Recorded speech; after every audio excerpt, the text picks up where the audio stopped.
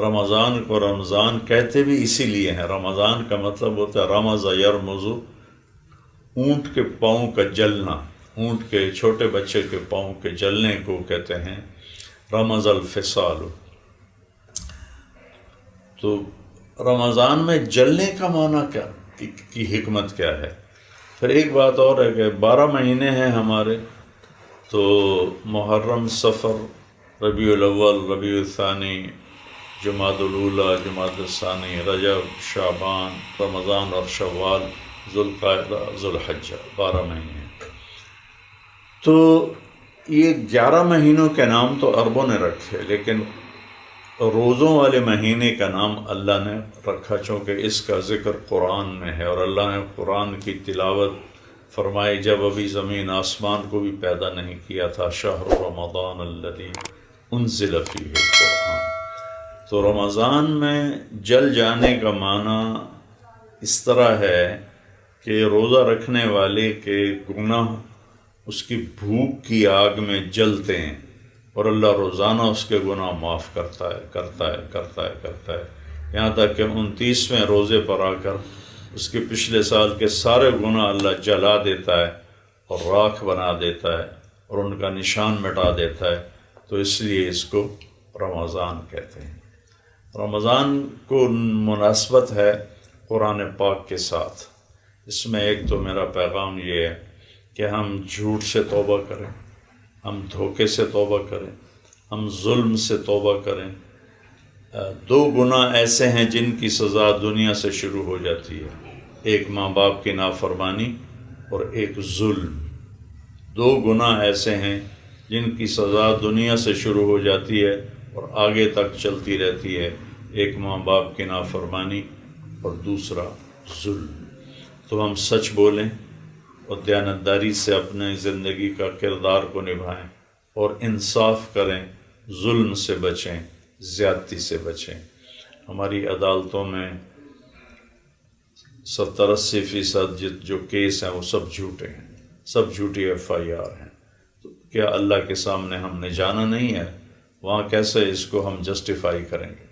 اور ایک قرآن کی تلاوت کریں اور قرآن کا ترجمہ پڑھیں، چونکہ ساری آسمانی کتابیں اللہ نے رمضان میں اتاری۔ 1 رمضان کو ابراہیم علیہ السلام پر چھوٹی کتابیں آئیں، اور پھر 2 رمضان المبارک کو موسیٰ علیہ السلام پر تورات اتری، اور 6 یا 8 رمضان المبارک کو داؤد علیہ السلام پر زبور اتری، اور 12 یا 15 رمضان المبارک کو عیسیٰ علیہ السلام پہ انجیل اتری، اور 21 رمضان المبارک شب قدر میں ہمارے نبی پر انا انزلناہ فی لیلۃ القدر اللہ نے قرآن کو اتارا۔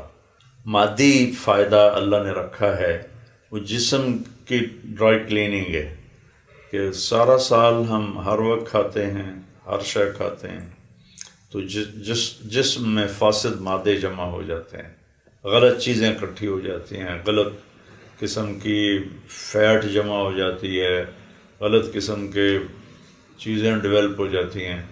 تو بھوک کی جو آگ ہے وہ اس سارے کو جلا دیتی ہے اور پوری باڈی صاف ہو جاتی ہے، جیسے آپ گرم پانی سے کپڑے کو دھو کے نکالیں تو وہ صاف ہو جاتا ہے۔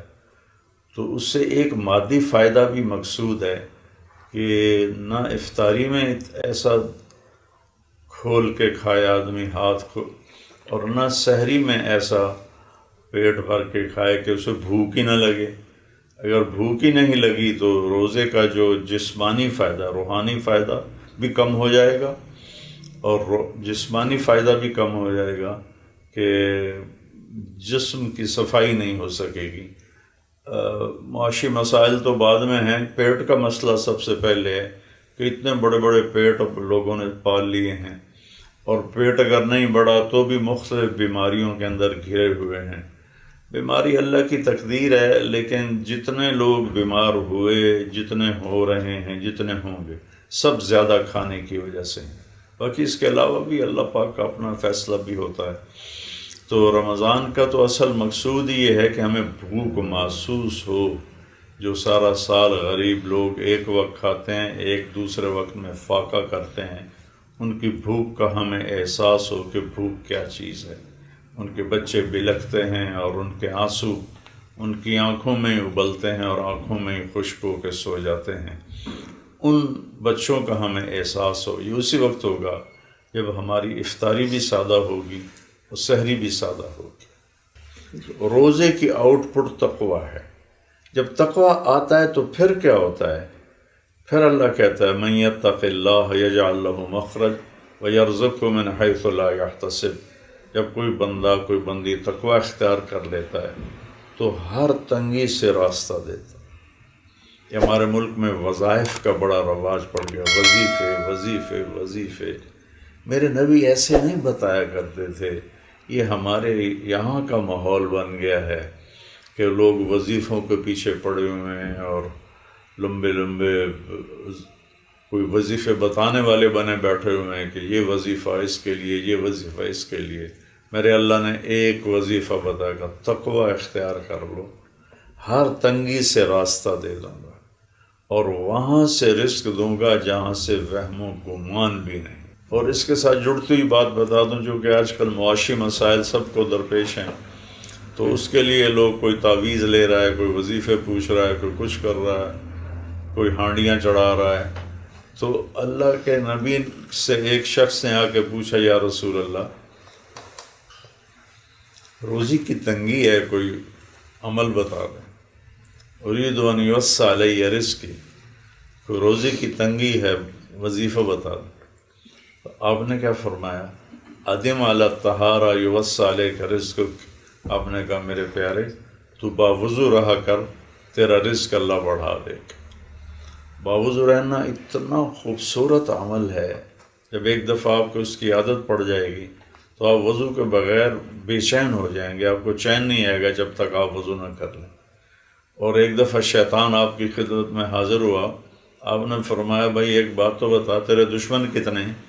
کہنے لگا جی 15 دشمن ہیں میرے. تو آپ نے پوچھا کون کون سے ہیں؟ کہا پہلا نمبر تو آپ کا ہے. کہا آپ میرے سب سے بڑے دشمن ہیں. پھر اس نے گنوائے، میں وہ سارے نہیں، لمبی بات ہو جائے گی.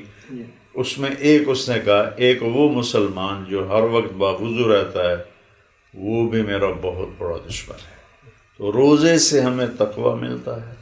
تقویٰ سے زندگی خوبصورت ہو جاتی ہے، گناہوں سے پاکیزہ ہو جاتا ہے انسان، اور اس کی اکانومی کا مسئلہ یوں حل ہوتا ہے کہ اللہ کہتا ہے وہاں سے دوں گا جہاں سے تیرا خواب و خیال ہی کوئی نہیں.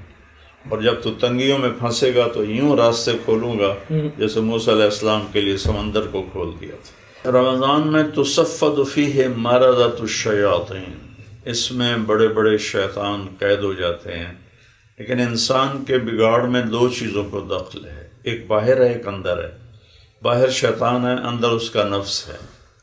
تو جب پورا سال نفس شیطان کی غلامی کرتا ہے، اسی کی مان کے چلتا ہے اور اپنی منمانی کو اپنی زندگی کی انجوائمنٹ سمجھتا ہے، حالانکہ جتنا کوئی منمانی کی زندگی گزارتا ہے اتنا ہی وہ دکھی زندگی گزارتا ہے. تو پھر وہ نفس عادی ہو جاتا ہے، تو شیطان کے جانے سے بھی وہ اسی روٹین پہ چلتا رہتا ہے، جس کی وجہ سے بہت سے لوگ رمضان میں بھی گناہ نہیں چھوڑتے. لیکن پھر بھی ہم دیکھتے ہیں کہ بے شمار لوگ نمازی، مسجدیں بھر جاتی ہیں، تلاوتیں شروع ہو جاتی ہیں. یہ بڑی نشانی ہے شیطان کے قید ہونے کی.